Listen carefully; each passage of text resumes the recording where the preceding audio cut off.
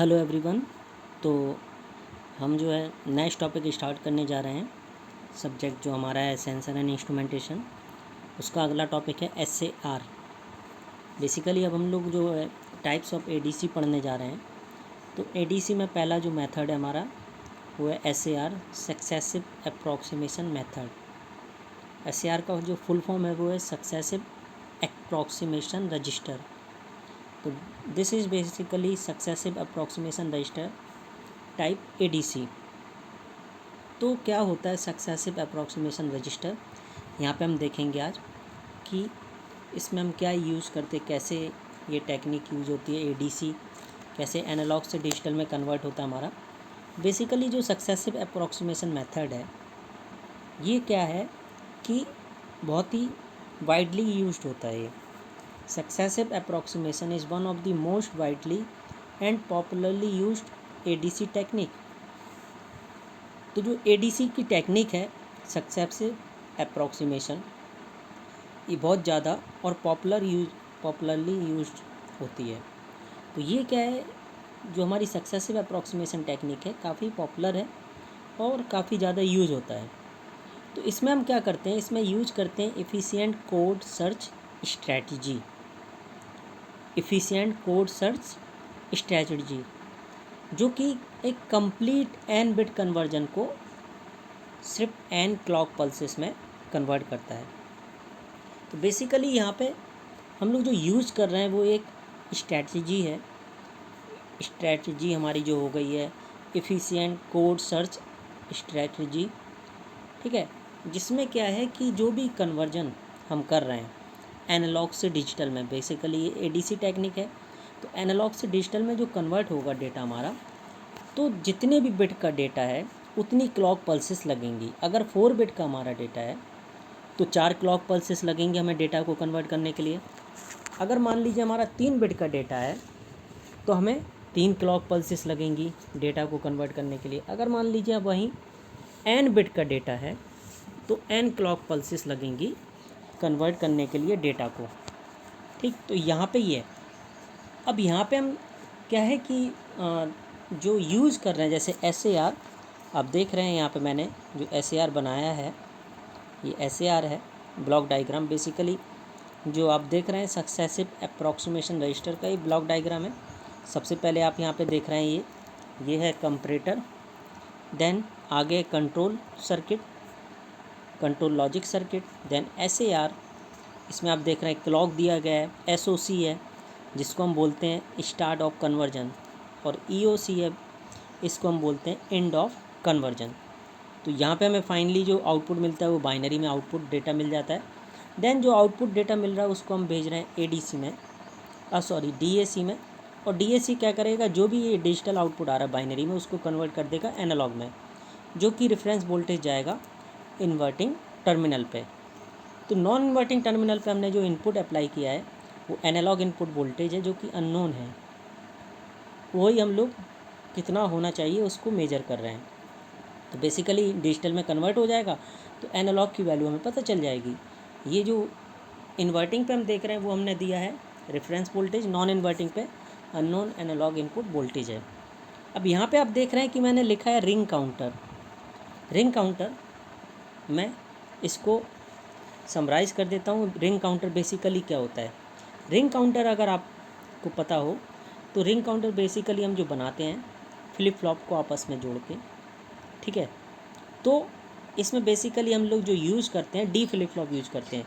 तो जो SISO होता है, serial in serial out shift register जिसको बोलते हैं, वही बेसिकली आपका क्या होता है, एक तरह से रिंग काउंटर। बस डिफरेंस क्या होता है कि हम लोग डी फ्लिप फ्लॉप से ही बनाएंगे रिंग काउंटर, और यहाँ पे SISO he serial in serial out shift register use होता है। जो लास्ट वाले फ्लिप फ्लॉप का आउटपुट है वो पहले वाले फ्लिप फ्लॉप के इनपुट से कनेक्टेड होता है। जो लास्ट वाले फ्लिप फ्लॉप का आउटपुट है वो पहले वाले फ्लिप फ्लॉप के इनपुट से कनेक्टेड होता है। तो अगर यहाँ पे हम देखें तो इनिशियली कोई भी चीज़ है, स्टार्टिंग में काउंटर है, रजिस्टर है, जितने भी, तो काउंटर इनिशियली क्या होगा हमारा रीसेट होगा, यानी सभी का आउटपुट क्या होगा, 4 बिट है तो सबका क्या होगा, 0 होगा। सबका आउटपुट इनिशियली क्या होगा, रीसेट यानी 0 होगा। अब जो लास्ट वाले का आउटपुट है वो पहले वाले फ्लिप फ्लॉप के इनपुट से कनेक्टेड है, इससे इस तरह। तो डी फ्लिप फ्लॉप है, तो हमें क्या है, अगर हम क्लॉक पल्सेस देंगे तो आउटपुट हमें क्या हमेशा 0 ही मिलेगा। इसीलिए हम क्या करते हैं कि एक फ्लिप फ्लॉप को क्या करते हैं, उसे हाई कर देते हैं। यानी कि यहाँ पे हम लोग क्या कर रहे हैं कि जो पहला फ्लिप फ्लॉप है ये वाला, इसमें जो डी इनपुट हम देंगे उसको क्या कर देंगे, 1 कर देंगे। तो डी इनपुट को हम 1 कर देंगे, ठीक है। अब क्लॉक पल्स देंगे तो पहली क्लॉक देंगे तो आउटपुट क्या आएगा हमारा, डी में जो इनपुट होगा वही आउटपुट हो जाएगा 1 ट्रिपल 0। सेकंड क्लॉक देंगे तो 0 1 0 0। थर्ड क्लॉक देंगे तो 0 0 1 0। एंड फोर्थ क्लॉक देंगे फिर क्या होगा 0 0 0 1। तो बेसिकली हमने जो एक इनपुट हाई किया वही क्या है, जो बिट हाई की है वही क्या हो रहा है, सर्कुलेट हो रहा है सभी फ्लिप फ्लॉप में। तो इस तरह हमें आउटपुट मिल जाता है। तो यहाँ पे जो रिंग काउंटर होता है, जितने बिट का भी हम काउंटर बनाते हैं, 4 बिट का बनाएंगे तो बेसिकली, वैसे तो 4 बिट का अगर हम बात करें तो 4 बिट का अगर कोई काउंटर बना रहे हैं तो उसमें जो नंबर ऑफ स्टेट्स होंगी वो होंगी 2 की पावर 4, यानी 16 स्टेट्स। टोटल स्टेट्स कितनी होंगी 16, जो कि बाइनरी में काउंट होंगी 0 से 15। लेकिन यहाँ पे क्या है कि हम लोग रिंग काउंटर है, रिंग काउंटर क्या होता है, सिंक्रोनस काउंटर होता है। बट यहाँ पे क्या है कि जितने बिट का हम काउंटर बनाते हैं ये उतनी स्टेट काउंट करता है। अगर हम 4 बिट का काउंटर बना रहे हैं तो 4 स्टेट ये काउंट करेगा, 4 स्टेट काउंट करेगा। 4 बिट का बना रहे हैं इसका मतलब है 4 क्लॉक पल्सेस लगेंगी 4 बिट के काउंटर के लिए। जो हमें काउंट करना होगा नंबर ऑफ स्टेट, उसके लिए क्या होंगी 4 क्लॉक लगेंगे। इसीलिए आप देख रहे हैं यहाँ पे डेटा जो है ये आ रहा है। तो बेसिकली SAR में भी यही होता है, रिंग काउंटर ही हमें आउटपुट मिल रहा है। तो क्या हो रहा है कि जितने बिट का हम यहाँ पे डिज़ाइन करेंगे उतनी, यानी जितने बिट का भी कन्वर्जन होगा, 3 बिट का है तो 3 क्लॉक पल्स लगेंगी, 4 बिट है तो 4 क्लॉक पल्स लगेंगी, n बिट कन्वर्जन हो रहा है तो n क्लॉक पल्सेस लगेंगी। तो ये था हमारा क्या, ये मैंने आपको अभी बताया है कि ये हमारा जो है रिंग काउंटर के बारे में थोड़ा ओवरव्यू मैंने दिया है। अब हम आते हैं अपने टॉपिक पे देखते हैं कि क्या हो रहा है।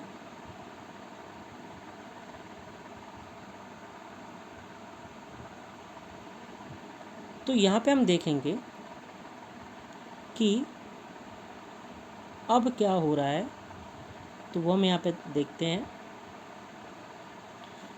अब यहाँ पे आप देखिए कि जो एनालॉग इनपुट वोल्टेज है, ठीक है, वो अननोन है। तो इसका जो बेसिक प्रिंसिपल क्या है, बेसिक प्रिंसिपल ये है कि the basic principle of this ADC is that the unknown analog input voltage is approximated against n bit digital value by trying 1 bit at a time beginning with MSB। यानी जो basically इसका जो basic principle है ADC का, वो क्या है कि जो अननोन एनालॉग इनपुट वोल्टेज हमने यहाँ पे अप्लाई किया है, unknown analog input voltage non inverting terminal पे, वो क्या होगा अप्रॉक्सीमेटेड होता है। कोई भी हम लोग n बिट मान लिया, हमने n बिट डिजिटल वैल्यू ले ली है, n बिट ले लिए, मान लिए यहाँ पे n बिट लिखा है हमने, यहाँ पे जो लिया है एग्जाम्पल वो लिया है 4 बिट का, तो 4 बिट है। तो हमें क्या करना होगा, एक बिट एक टाइम में एक ही बिट हम लोग यूज़ करेंगे, ठीक है। यानी 1 बिट एट अ टाइम हमें ट्राई करना है। तो ट्राई हम करेंगे कि 1 बिट एक टाइम में एक ही बिट को, और वो हम स्टार्ट करेंगे MSB से। तो हमारा ये जो सबसे लेफ्ट वाला है, ये वाला, ये क्या है MSB, और जो सबसे राइट में हमारा है वो क्या है LSB, ठीक है। तो हम इस कंडीशन को हम चेक करेंगे कि क्या आ रहा है। तो सबसे पहले हमने क्या किया कि यहाँ पे देखें, हमने पहली बिट को हाई कर दिया, पहली बिट हाई हो गई और रिमेनिंग सभी क्या हैं 0 हैं। तो 1 ट्रिपल 0 हमारा ये आ रहा है, आउटपुट है इसका SAR का। पहली बिट को हाई कर दिया, रिमेनिंग 4 बिट का है हमारा, जो है 4 बिट हम लोग कन्वर्जन कर रहे हैं। तो 4 बिट पहली बिट को हाई कर दिया MSB, रिमेनिंग जो 3 बिट हैं वो क्या है 0 हैं। तो यहाँ पे क्या होगा, ये जो है SAR का आउटपुट जा रहा है DAC में। तो 1 ट्रिपल 0 जो है डिजिटल से एनालॉग में कन्वर्ट होगा तो वो कितना आएगा 1 ट्रिपल 0, मतलब एनालॉग में इक्विवेलेंट 8। 8 अब क्या है, इस रेफरेंस वोल्टेज की वैल्यू है जो कि कंपेयर करेंगे हम एनालॉग इनपुट वोल्टेज से, अननोन एनालॉग इनपुट वोल्टेज जो कि VA है और ये है VR। तो इसमें दो कंडीशन है, जब VA की वैल्यू ग्रेटर देन होगी VR से, ठीक है। तो जब VA की वैल्यू हमारी क्या होगी, ग्रेटर देन होगी VR से, यानी unknown analog input voltage is greater than reference voltage, तो इस कंपैरेटर का आउटपुट क्या होगा, 1 होगा। लॉजिक हाई होगा, कंट्रोल सर्किट में जाएगा। कंट्रोल सर्किट क्या कर रहा है, इस SAR को कंट्रोल कर रहा है। तो ये क्या करेगा कि जो हमारी पहली बिट थी MSB बिट, वो 1 थी, उसको एज इट इज रखेगा और नेक्स्ट वाली बिट को क्या कर देगा, हाई कर देगा। ये कंट्रोल करेगा तो हाई कर देगा। तो हमारा क्या हो जाएगा, 1100, ये आएगा डेटा। तो जब अननोन एनालॉग इनपुट वोल्टेज की वैल्यू ग्रेटर देन होगी रेफरेंस वोल्टेज से, तो उस केस में क्या होगा, इस कंपैरेटर का आउटपुट हाई मिलेगा। वो कंट्रोल लॉजिक सर्किट में जाएगा और कंट्रोल लॉजिक सर्किट इसको कंट्रोल कर रहा है। तो SAR का जो पहली बिट थी वो तो वैसी ही रहेगी हाई, दूसरी बिट को ये क्या कर देगा, सेट टू 1, और लास्ट वाली दोनों 0। तो अब SAR का आउटपुट कितना हो गया, 1100। वो 1100 जाएगा DAC में और फिर DAC का आउटपुट कितना हो जाएगा, 12। फिर वो है कंपेयर करेगा, ठीक है, एनालॉग इनपुट वोल्टेज जो है फिर कंपेयर होगा इससे। तो ये तो थी ग्रेटर वाली कंडीशन। अब मान लीजिए अगर VA की वैल्यू लेस देन होती है VR से, तो जो एनालॉग इनपुट वोल्टेज है वो लेस देन है रेफरेंस वोल्टेज से, तो इस कंपैरेटर का आउटपुट क्या होगा, लॉजिक लो मतलब हो गया 0। वो कंट्रोल लॉजिक सर्किट में जाएगा। तो यहाँ पे क्या होगा, इस जब हमारा analog input voltage less than होगा VR से, ठीक, तो उस कंडीशन में क्या होगा हमारा कि जो ये कंपैरेटर है इसका आउटपुट क्या होगा, लॉजिक 0 यानी लॉजिक लो यानी 0। तो देन कंट्रोल लॉजिक सर्किट तो इसमें जाएगा, तो ये कुछ भी नहीं होगा यहाँ पे। और फिर SAR क्या होगा, क्योंकि कंट्रोल लॉजिक सर्किट को ये ट्रिगर नहीं कर पाएगा, और SAR बेसिकली यहाँ पे क्या करेगा कि ये रिस्पॉन्ड करेगा जो MSB बिट है उसको रीसेट करने के लिए। वो MSB बिट को क्या करेगा, रीसेट कर देगा, और देन नेक्स्ट वाली बिट को क्या कर देगा, हाई कर देगा।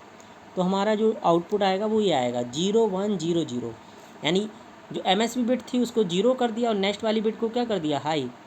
तो SAR क्या करेगा, रिस्पॉन्ड करेगा और ये रीसेट कर देगा MSB बिट को, और नेक्स्ट वाली बिट को क्या कर देगा, set to 1, that is 1 and 0 तो अब SAR का आउटपुट क्या मिला हमें, 4, दैट इज़ 0100।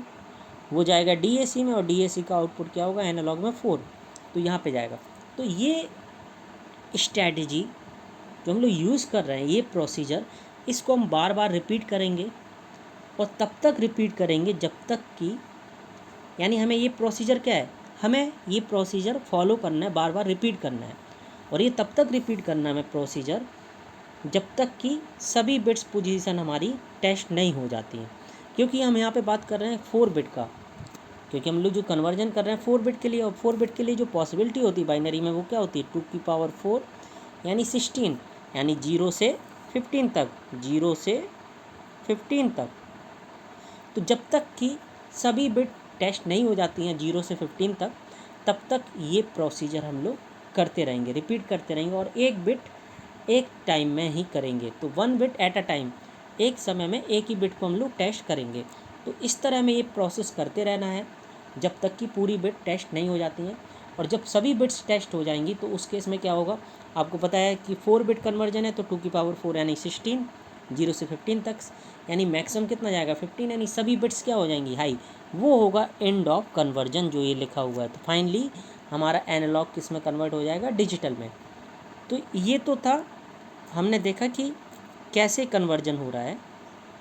तो यहाँ पे यही ध्यान रखना है हमें कि जो हम यहाँ पे देख रहे हैं कि जो VA है हमारा unknown analog input voltage and VR है रेफरेंस वोल्टेज, इन दोनों को हम कंपेयर कर रहे हैं और आउटपुट पे हमें क्या मिल रहा है, आउटपुट पे मिल रहा है हमें कंपैरेटर का आउटपुट। अगर वी की वैल्यू यानी अननोन एनालॉग इनपुट वोल्टेज की वैल्यू हमारी ग्रेटर देन है रेफरेंस वोल्टेज से, उस केस में क्या मिलेगा हमें, उस केस में हमारा कंपैरेटर का आउटपुट क्या होगा, हाई होगा, लॉजिक 1। और जब एनालॉग इनपुट वोल्टेज की वैल्यू लेस देन होगी रेफरेंस वोल्टेज से, उस केस में क्या होगा, कंपैरेटर का आउटपुट होगा लॉजिक लो, दैट इज़ 0। तो ये तो था कि हम टेस्ट कर रहे हैं। तो यहाँ पे मैंने देखिए लिखा भी है कि अप्रॉक्सीमेशन प्रोसेस जो है MSB is initially set to 1 with remaining 3 bits set to 0. The digital equivalent is compared with analog input voltage. तो ये जो डिजिटल इक्विवेलेंट है वो कंपेयर हम किससे करेंगे, analog input voltage. Analog input voltage ये है हमारा, ठीक है, जो कि अननोन एनालॉग इनपुट वोल्टेज है। और डिजिटल इक्विवेलेंट वैल्यू जो यहाँ से आ रही डिजिटल, तो उसको हमने एनालॉग में कन्वर्ट कर दिया। डिजिटल जो है हमारी, क्योंकि DAC टेक्निक, क्योंकि बेसिकली यहाँ पे एनालॉग इनपुट वोल्टेज है, तो हमें यहाँ पे कुछ वैल्यू पता है, तो ये भी हमें पता होना चाहिए। इसलिए डिजिटल का इक्विवेलेंट जो होगा एनालॉग में क्या होगा, वो नंबर्स हो जाएंगे, तो वही है। तो इसीलिए हम कंपेयर कर रहे हैं डिजिटल इक्विवेलेंट को किससे, एनालॉग इनपुट वोल्टेज। तो यहाँ पे लिखा हुआ कि VA is higher than VR then the MSB bit retained as 1, यानी वो बिट वैसी ही रहेगी, and second bit is set to 1। Otherwise MSB is set to 0, यानी अगर VA लेस देन VR होता है तो उस केस में क्या होगा, MSB is set to 0 and next bit is set to 1, ठीक है। तो this method uses very efficient search strategy, ठीक है, very efficient search strategy to complete N bit conversion in N clock pulses. तो efficient code search strategy है ये, जो कि कंप्लीट एन बिट कन्वर्जन के लिए एन क्लॉक पल्सेस लगती हैं। अब देखिए यहाँ पे हम लोग देखते हैं कि कैसे ये हमारा जो ट्री है वो वर्क कर रहा है।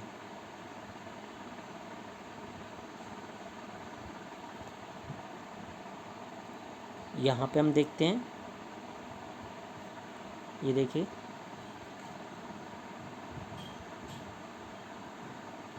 तो यहाँ पे हम लोग सबसे पहले हमने क्या किया, स्टार्ट ऑफ कन्वर्जन, देखिए यहाँ से स्टार्ट हुआ। स्टार्ट ऑफ कन्वर्जन की बात करें तो हमने क्या किया कि MSB बिट को क्या कर दिया 1, और रिमेनिंग जो 3 बिट्स हैं उनको क्या कर दिया 0। तो पहली जो MSB बिट को सेट टू 1 और रिमेनिंग बिट्स क्या कर दिया 0, तो 1000 हो गया। देखिए ये 1000 मतलब 8 होता है। अब दो कंडीशन है कि VA की वैल्यू ग्रेटर देन VR है और VA की वैल्यू लेस देन VR है। जब VA की वैल्यू ग्रेटर देन VR है, ये कंडीशन देखिए, तो पहली बिट तो आपकी जो है 1 है तो वो वैसे ही रहेगी, और नेक्स्ट वाली बिट को क्या कर देगा ये सेट टू 1। तो हमारा जो आउटपुट आएगा वो क्या हो जाएगा 1100। ये देखिए, तो यहाँ पे क्या हुआ 1100 मतलब क्या हुआ 12 हुआ, यानी यहाँ पे क्या हुआ ऐड 4 हुआ।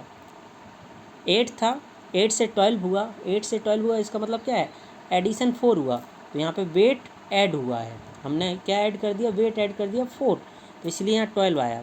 तो जितना यहाँ वेट ऐड हुआ है, तो VA लेस देन VR होगा उतना माइनस हो जाएगा। ये समझने का तरीका है। नहीं तो आप देख सकते हैं कि जब VA लेस देन VR है, उस केस में क्या होगा, जो हमारी MSB बिट है वो रीसेट हो जाएगी, और नेक्स्ट वाली बिट क्या हो जाएगी सेट टू 1। तो देखिए पहली बिट हो गई 0, यहाँ पे देख सकते हैं आप, और नेक्स्ट वाली बिट क्या हो गई हाई। देन दोनों बिट्स तो आगे 0 हैं, वही 0 रहेगा अभी, 0 1 0 0, तो कितना आया 4। तो यहाँ पे 4 प्लस हुआ था, तो 8 में से यहाँ देखो -4 हुआ, तो यहाँ पे कितना आया 4 आया।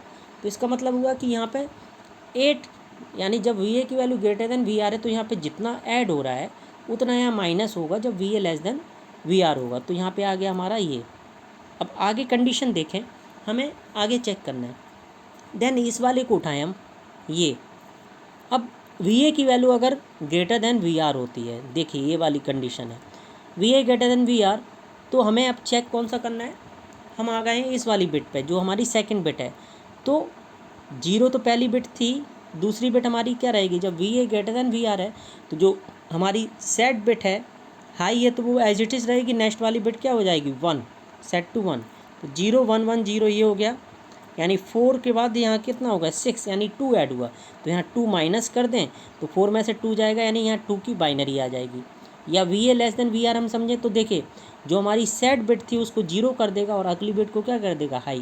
तो यहाँ पे देख सकते हैं आप, देखिए कि जो 0 पहली वाली थी दूसरी हाई थी तो उसको क्या कर दिया 0, देन अगली बिट को क्या कर दिया हाई, तो 1 0। ये हो गया दूसरी कंडीशन। तो यहाँ पे 2 आ गया। अब इसी को हम उठाएं, इसको देखें तो जब वी ए की value greater than V R होगा तो जो थर्ड वाली बिट है वो तो वैसी रहेगी, फोर्थ वाली बिट क्या हो जाएगी सेट टू 1, दिस 1 1। तो जब वी ए की value greater than V R है तो थर्ड बिट तो हमारी जैसी थी हाई वो हाई है, एंड देन अगली बिट क्या हो गई सेट टू 1। तो ये देखिए 2 यहाँ पे था बाइनरी, यहाँ पे कितना 3 की इक्विवेलेंट बाइनरी आई। तो यहाँ पे अगर हम 1 माइनस कर दें 2 में से तो 1 की बाइनरी आनी चाहिए। तो V A less than V R, third वाली जो बिट है हाई वो क्या हो जाएगी 0 और नेक्स्ट वाली बिट क्या हो जाएगी 1। तो ये देखिए ये आ गई 1। तो 00001 V A less than V R वाली कंडीशन ये है और ये ग्रेटर वाली है।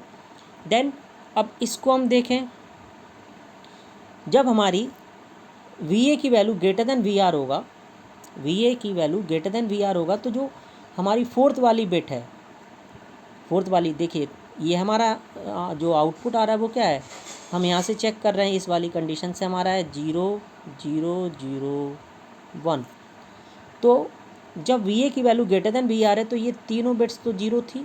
अब जो चौथी बिट्स है उसको क्या करेगा, जब V A greater than V R होगा तो उसको रिटेन कर देगा, वो सेट हो जाएगी, और अगली अगर बिट होती तो उसको सेट टू 1 कर देता। तो इसीलिए यहाँ पे क्या है, अब कोई आगे बिट तो है नहीं, तो जो फोर्थ वाली बिट है 1 तो उसको क्या कर देगा रिटेन रखेगा, और फाइनली हमारा ये आ जाएगा 1। ठीक, तो यहाँ पे क्या हुआ कि जब वी ए की वैल्यू, यहाँ हम लोग कंडीशन देख रहे हैं ग्रेटर देन वी आर है तो जो फोर्थ वाली बिट है हमारी 1 उसको क्या करेगा रिटेन कर लेगा, क्योंकि उसको क्या करना होगा रिटेन करना होगा और अगली बिट को सेट करना होगा हाई, लेकिन आगे है नहीं तो इसलिए रिटेन 1 आ गया। और जब V A less than V R होगा तो ये जो चौथी बिट है वो उसको क्या कर देगा, जो हाई है उसको 0 कर देगा, और आगे होता तो उसको 1 कर देता, लेकिन आगे है नहीं तो इसलिए 0 आ गया। तो 0 1 आ गया हमारा। आगे देखें हम, ये जो 3 है, ये 3 वाले में देखें तो V A greater than V R वाली कंडीशन ये लिखी हुई है। ठीक है, तो V A greater than V R हम लोग बात कर रहे हैं फोर्थ वाली बिट की अब। ठीक है, तो 0 0 1 1, तो वी ए की value greater than V R होगा तो क्या होगा, जो फोर्थ वाली बिट है हमारी हाई है उसको रिटेन रखेगा, और नेक्स्ट अगर बिट होती तो उसको सेट टू 1 कर देता, लेकिन आगे कोई बिट है नहीं तो इसलिए जो फोर्थ बिट है उसको रिटेन रखेगा ये, तो 3 आ जाएगा। एंड जब V A less than V R होगा तो फोर्थ वाली बिट को क्या कर देगा ये 0 कर देगा, तो इसीलिए ये क्या आ जाएगा 2 आ जाएगा। तो 0 0 1 0, और अगर आगे कोई बिट होता उसको सेट टू 1 कर देता। देन यहाँ पे हमारा इतना हो गया। अब ये देखें हमने ये वाली कंडीशन 6 यहाँ तक आए थे हम लोग, इससे देखें यहाँ पे आप देख रहे हैं कि ये जो है वी ए की value greater than V R है। ठीक, 6 आए थे हम लोग, तो वी ए की value greater than V R है तो क्या होगा इस केस में, इस केस में जो हमारी थर्ड वाली बिट है 1 उसको रिटेन करेगा, और जो फोर्थ वाली बिट है 0 उसको हाई कर देगा, तो 7 आ जाएगा 0 1 1 1। एंड तो 1 ऐड हुआ 7 हुआ, यहाँ पे 1 माइनस होगा तो 5 हो जाएगा। और जब वी ए की value less than V R होगा तो क्या होगा, थर्ड वाली जो बिट है आई उसको 0 कर देगा देखिए, और फोर्थ वाली बिट को सेट टू 1 ये आ जाएगा। ठीक, इसी तरह सिमिलर हम देखेंगे तो वी ए की वैल्यू जो है इस वाले केस में देखें 5, V A greater than V R है तो जो फोर्थ वाली बिट हमारी 1 है उसको रिटेन कर लेगा ये, क्योंकि यहाँ तो हाई किया था इस पोजीशन पे, थर्ड वाली बिट को रीसेट किया था, फोर्थ वाली बिट को हाई, और जब V A greater than V R हुआ इस कंडीशन में तो यहाँ पे क्या होगा उसको रिटेन कर लेगा। ठीक है, और जब V A less than V R होगा तो फोर्थ वाली बिट क्या हो जाएगी 0 हो जाएगी, तो ये 4 5 आ गया। इसी तरह आप यहाँ पे देख सकते हैं कि हम लोग यहाँ पे आए थे 7 वाला है, तो यहाँ पे आप देखेंगे कि V A greater than V R है तो फोर्थ वाली बिट को रिटेन रखेगा तो 7 आ जाएगा, और V A less than V R होगा तो जो फोर्थ वाली बिट है वो क्या हो जाएगी 0, दैट इज़ 6। तो इसी तरह हम हर एक पॉसिबिलिटी देख सकते हैं यहाँ पे, आगे यहाँ पे भी हम लोग चल के देख सकते हैं, यहाँ पे ये देख सकते हैं कंडीशन, ये सभी कंडीशन हम यहाँ पे कंसीडर कर सकते हैं एक एक कंडीशंस को, ठीक है। तो यहाँ पे हम लोग थे, तो हम देखते हैं आगे, दैट इज़ यहाँ पे हम लोग पहुँचे। इसको अगर हम देखें, देखिए V A greater than V R, तो सेकंड बिट को रिटेन रखेगा और थर्ड बिट को क्या कर देगा, हाई कर देगा, तो हो जाएगा 1110। And V A less than V R, तो सेकंड जो हमारी सेकंड बिट है उसको क्या कर देगा, 0, थर्ड बिट को हाई। देखिए ये सेकंड बिट को 0 हुआ ना, यहाँ से जो 1 थी तो 1 0 हो गया, थर्ड बिट हाई हो गया तो 1, देन आगे बिट 0 है। फिर वी यहाँ पे देखें हम ये condition, V A greater than V R, third bit को वही रखा, फोर्थ वाली बिट क्या कर दिया, high. And V A less than V R, third bit को क्या कर दिया, 0, और फोर्थ बिट को क्या कर देगा, हाई। देन यहाँ पे देखें तो इस लाइन पे आए हम, तो V A greater than V R में क्या होगा, फोर्थ बिट को ये रिटेन कर देगा, और V A less than V R में क्या, फोर्थ बिट को 0, तो हमारा हो गया 8 9। देन यहाँ पे थे हम लोग, यहाँ पे देखें तो देखिए जब V A greater than V R है तो फोर्थ बिट को रिटेन करेगा ये, और जब V A less than V R होगा तो फोर्थ बिट को क्या कर देगा, 0, तो 10 11। देन यहाँ पे देखें इस कंडीशन के बाद यहाँ पे आए तो V A greater than V R है तो थर्ड बिट को रिटेन किया और फोर्थ बिट हाई हो गई, और यहाँ पे V A less than V R है तो क्या होगा, third bit 0 and fourth bit क्या हो गई, हाई। देन यहाँ पे फिर हम लोग आगे बढ़े तो V A greater than V R पे क्या होगा, फोर्थ बिट को ये रिटेन करेगा, और इस कंडीशन में क्या होगा, लेस देन वाली में फोर्थ बिट को क्या कर देगा, 0, तो 12 13 हो गया। देन फाइनली यहाँ V A greater than V R fourth bit को रिटेन करेगा एंड यहाँ पे क्या कर देगा, 0 कर देगा, फोर्थ जब लेस देन कंडीशन, तो 14 15। तो ये इस तरह पूरी जो हमारी स्ट्रैटेजी है ये आ जाती है, हमने देखा इस तरह। तो ये मेथड है, यहाँ पे हम लोग यूज़ कर रहे हैं कि कब उसकी वैल्यू ज़्यादा हो रही है, कब लेस देन हो रही है, ये हमें चेक करना होगा हर एक पॉसिबिलिटी, और तब तक चेक करना होगा जब तक कि पूरी बिट टेस्ट नहीं हो जाती हैं। तो ये हम लोग करते रहेंगे बार बार जब तक कि पूरी बिट हमारी टेस्ट नहीं हो जाती। अब यहाँ पे जो हम लोग देख रहे हैं कि जो कंट्रोल सर्किट है, कंट्रोल सर्किट मैंने यहाँ पे बताया है, इसका हम लोग यूज़ करते हैं रीसेट करने के लिए। कंट्रोल सर्किट का हम लोग यूज़ करते हैं किस लिए, रीसेट करने के लिए करंट सेट बिट को, जब वी ए की वैल्यू लेस देन होती है वी आर की से। तो कंट्रोल सर्किट क्या करता है, कंट्रोल सर्किट बेसिकली यहाँ पे यूज़ हो रहा है वो इसलिए कि जो करंट सेट बिट है यानी हाई है उसको 0 करने के लिए, रीसेट मतलब क्या हुआ, 0 करने के लिए जब वी ए की वैल्यू क्या है, लेस देन वी आर, और जब ग्रेटर होगा तो वो तो बिट एज इट इज़ वही रहेगी, एमएसबी वाली बिट आपकी हाई रहेगी और अगली बिट को सेट टू 1 कर देगा। तो ये कंडीशन है। तो जो कन्वर्जन टाइम होगा वो एन टाइम्स क्या होगा, क्लॉक पल्सेस के, एन टाइम्स होगा क्लॉक पल्सेस के। तो यहाँ पे जितने बिट का कन्वर्जन हम लोग यूज़ करेंगे उतनी क्लॉक पल्सेस लगेंगी।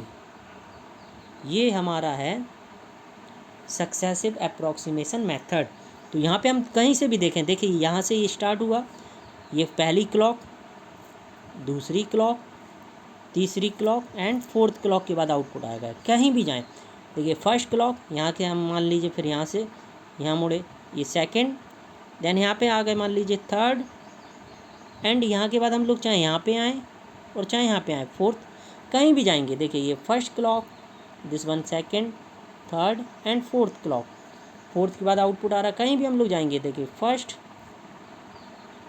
Then second, third, fourth, 4 clock pulses लगेंगी कहीं भी हम लोग कोड में देखें।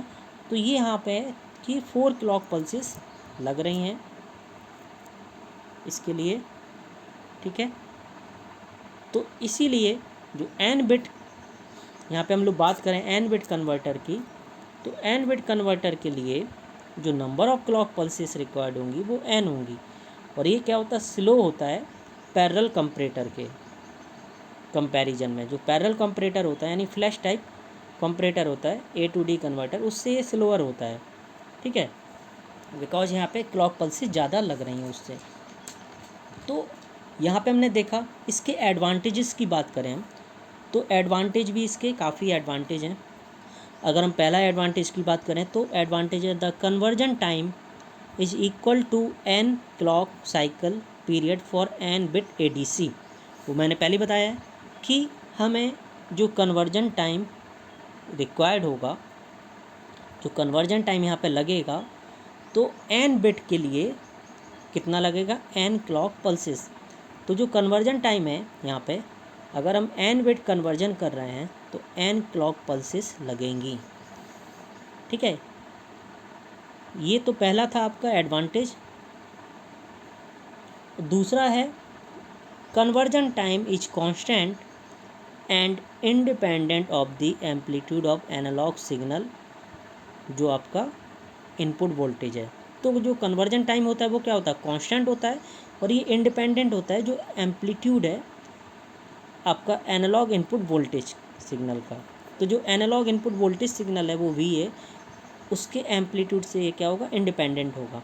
ये एडवांटेज है। डिसएडवांटेज बस क्या है इसका कि जो कन्वर्जन टाइम होता है इसमें ज़्यादा होता है compare to flash type. Flash type में मैंने पहले बताया कि उसमें कम लगता है, इसमें क्या होता है, ज़्यादा होता है। तो फ्लैश टाइप में जो है वो ये क्या होता है, ये स्लोअर होता है, यानी कि इसमें टाइम ज़्यादा लगता है as compare to flash type. तो कन्वर्जन टाइम इसके लिए मोर होगा as compare to flash type. Application की बात करें हम इसकी, एप्लीकेशंस, तो एप्लीकेशंस अगर हम देखें, और एडवांटेज एक और मैं कुछ एडवांटेज और डिस्कस करना चाहूँगा। एडवांटेजेस अगर हम बात करें इसके SAR के, successive approximation register, low power consumption. ये क्या होता है, लो पावर कंजम्पशन होता है, इसलिए ये भी इसका एडवांटेज है क्योंकि यहाँ पे जो पावर है वो कंज्यूम होती है लेस, तो लो पावर कंज्यूम करता है, इसलिए ये यूज़ होता है। इसका जो रिजोल्यूशन होता है वो हाई होता है, और एक्यूरेसी भी क्या होती है, हाई होती है, यानी ज़्यादा एक्यूरेट होता है। तो लो पावर कंजम्पशन ये होता है, हाई रिजोल्यूशन होता है, एंड एक्यूरेसी भी इसकी क्या होती है, हाई। तो जो SAR ADC होता है, जो SAR ADC यानी successive approximation register type ADC, ये ज़्यादा तक जो होता है ये इंटीग्रेट करते हैं हम अदर लार्जर फंक्शन के साथ, यानी इसको इंटीग्रेट कर सकते हैं अदर जो और भी लार्जर फंक्शंस के साथ हम इसको इंटीग्रेट कर सकते हैं, ठीक है। अब हम एप्लीकेशन की बात करें तो एप्लीकेशन होगा जैसे मेडिकल इमेजिंग में हम लोग यूज़ करते हैं, इंडस्ट्रियल प्रोसेस कंट्रोल के लिए यूज़ करते हैं, ऑप्टिकल कम्युनिकेशन सिस्टम में यूज़ होता है। ये जो एप्लीकेशंस हैं तो ज़्यादातर ये जो यूज़ होते हैं वो डिजिटाइज डेटा जनरेटेड के लिए by large number of sensors. तो लार्ज नंबर ऑफ सेंसर्स के द्वारा क्या है, डिजिटाइज डेटा जनरेट होता है। तो इन टाइप्स के जितने भी एप्लीकेशंस हैं तो वो क्या होते हैं, वो यूजली यूज होते हैं, हमारे ज़्यादातर यूज होते हैं जो डिजिटाइज डेटा है वो जनरेट करने के लिए लार्ज नंबर ऑफ सेंसर्स के द्वारा, ठीक है। और एप्लीकेशन जितने भी ADCs के, तो एप्लीकेशन आपको पता है कि इसका हम लोग यूज़ करते हैं ट्रांसड्यूसर के साथ, ठीक है। ट्रांसड्यूसर के साथ ADC की बात करें, एनालॉग से जो डिजिटल में कन्वर्ट हो रहा है, कंप्यूटर में यूज़ करते हैं जो भी सिग्नल हमारा एनालॉग है उसको डिजिटल में कन्वर्ट करने के लिए, सेल फोन्स में यूज़ करते हैं हम लोग, माइक्रो कंट्रोलर में यूज़ करते हैं हम इसका, डिजिटल सिग्नल प्रोसेसिंग में यूज़ होता है, डिजिटल स्टोरेज ऑसिलोस्कोप में यूज़ होता है, साइंटिफिक इंस्ट्रूमेंट में यूज़ होता है, एंड इसके लिए जो सैम्पलिंग रेट होता है, जो रिक्वायर्ड इसके लिए सैम्पलिंग रेट होता है वो होता है 10 MPS, ठीक है। जो सैम्पलिंग रेट होता है इसका वो अंडर होता है 10 MPS होता है। तो जो हम हाई रेजोल्यूशन की बात कर रहे हैं तो हाई रेजोल्यूशन बेसिकली यहाँ पे वो हमारा 8 to 16 बिट्स के लिए हम लोग यूज़ करते हैं रेजोल्यूशन हाई। तो high resolution basically 8 to 16 bits, और जो इसका सैम्पलिंग रेट होता है वो अंडर 10 MSPS के लिए ज़रूरत होती है। तो ये था हमारा सक्सेसिव अप्रॉक्सीमेशन टाइप ADC। तो ये ख़त्म होता है, और अगर आपको कोई भी क्वेरी या कोई डाउट है तो आप पूछ सकते हैं SAR के रिगार्डिंग कि कैसे कन्वर्जन हो रहा है और कैसे हम लोग जो एफिशिएंट सर्च स्ट्रैटेजी यूज किए हैं, कैसे जब तक आपका सभी कोड्स यानी जितने भी कोड टेस्ट नहीं हो जाते हैं तब तक वो कन्वर्जन चलता रहेगा। उसको हमें रिपीट करते रहना है कि analog input voltage is greater than reference voltage and less than reference voltage. ये कंडीशन लेके हमें सभी कोड को टेस्ट करना है, और जब तक करना है जब तक कि पूरी बिट्स टेस्ट नहीं हो जाती हैं। तभी जब सब बिट्स टेस्ट हो जाएंगी, इसका मतलब है सभी बिट्स हाई हो जाएंगी, तो उस केस में क्या होगा, वो एंड ऑफ कन्वर्जन हो जाएगा, यानी फाइनली वो कन्वर्ट हो जाएगा एनालॉग से डिजिटल में। Okay, thank you.